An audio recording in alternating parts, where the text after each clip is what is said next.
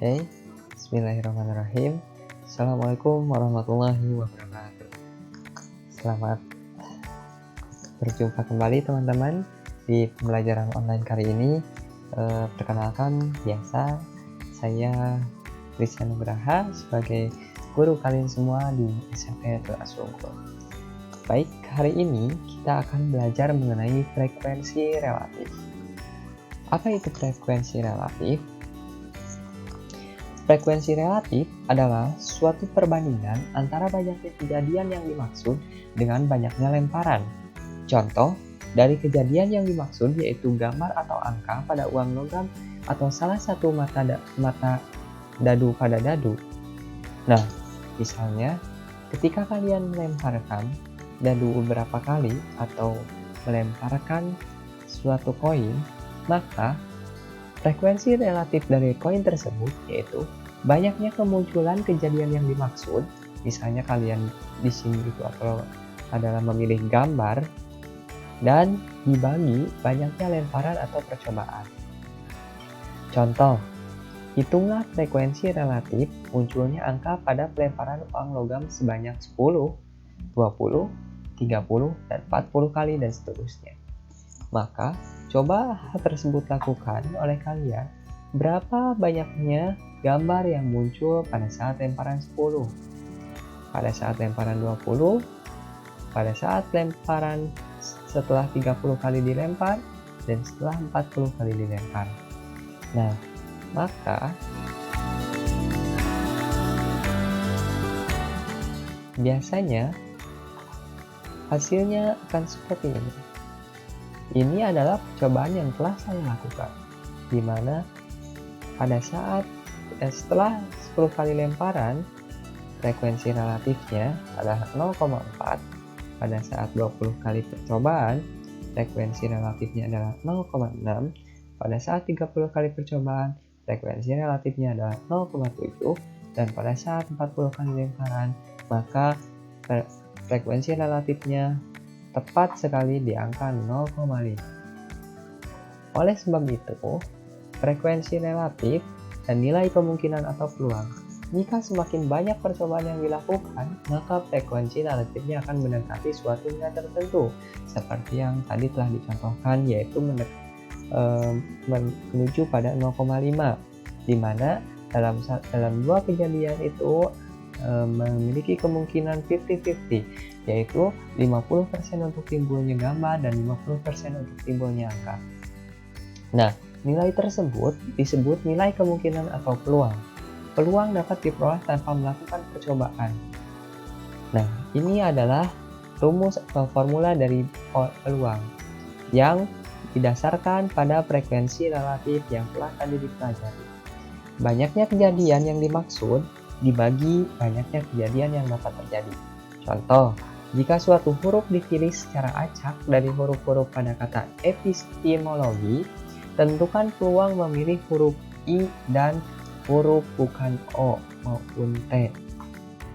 Ingat, di sini ada beberapa huruf yang sama, tetapi huruf-huruf tersebut memiliki perhitungan yang berbeda. Nah, selanjutnya kita akan belajar mengenai titik dan ruang sampel suatu kejadian. Apa itu bedanya titik sampel dan ruang sampel? Titik sampel adalah suatu kejadian yang dapat terjadi dari suatu percobaan, sedangkan ruang sampel adalah himpunan dari semua titik-titik sampel dari kejadian percobaan. Contoh, tentukanlah semua titik sampel dan ruang sampel dari percobaan pengetosan dua mata uang logam yang dilemparkan bersamaan. Nah, di sini kita akan menuliskan terlebih dahulu titik sampelnya sebelum menentukan bagaimana ruang sampelnya. Titik sampel yang dimaksud yaitu karena di sini bendanya ada dua, yaitu dua mata uang logam, maka apa saja kemungkinan yang akan terjadi? Kita tuliskan dalam uang logam yang pertama ada angka, lalu di uang logam yang kedua angka. Maka ketika ini terjadi, titik sampelnya yaitu angka dan angka biasa dinotasikan dalam kurung, titik-titik, koma, titik-titik, kurung tutup. Nah, kemungkinan berikutnya, jika uang logam pertama muncul angka, maka kemungkinan uang logam kedua muncul gambar. Selanjutnya, jika uang logam pertama muncul gambar, maka uang logam kedua muncul angka. Dan jika uang logam pertama muncul gambar dan uang logam kedua muncul gambar, maka diperoleh 4 pink sampel. Nah, di sini titik sampel itu adalah AA, AG, GA, dan GG. A dan G merupakan notasi untuk mewakili masing-masing kemungkinan yang terjadi, yaitu angka dan gambar. Dan dari titik sampel tersebut diperoleh ruang sampel, yaitu AA, AG, GA, GG. Bedanya, ruang sampel merupakan suatu himpunan, jadi harus diawali dan diakhiri dengan kurung kurawal.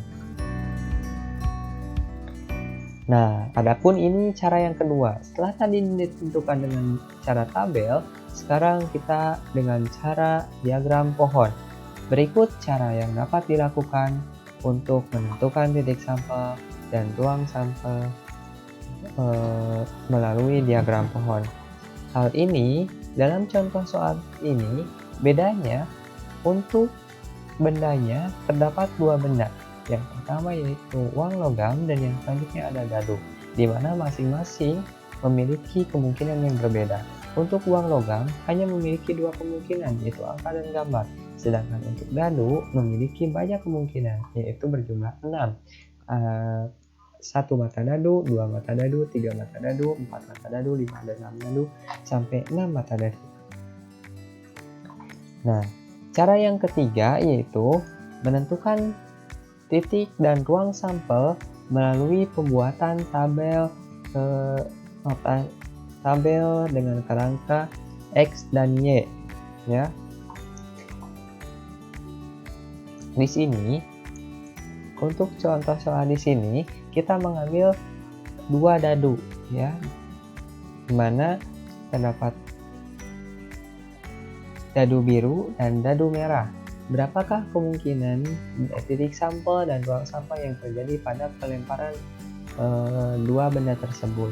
Maka kita tuliskan seperti ini. Silahkan teman-teman isi tabel tersebut sesuai kemungkinan yang terjadi, di mana untuk pengisian tabel tersebut ditentukan dengan garis horizontal dan garis vertikal dari masing-masing bilangan yang telah dicantumkan. Contoh, untuk pengisian kolom tabel pertama yaitu tinggal diisikan titik sampelnya. Gimana cara menuliskan titik sampel? Langsung kalian tulis 1,1. Oke. Baik, sekian pembelajaran hari ini. Semoga sehat selalu. Wassalamualaikum warahmatullahi wabarakatuh.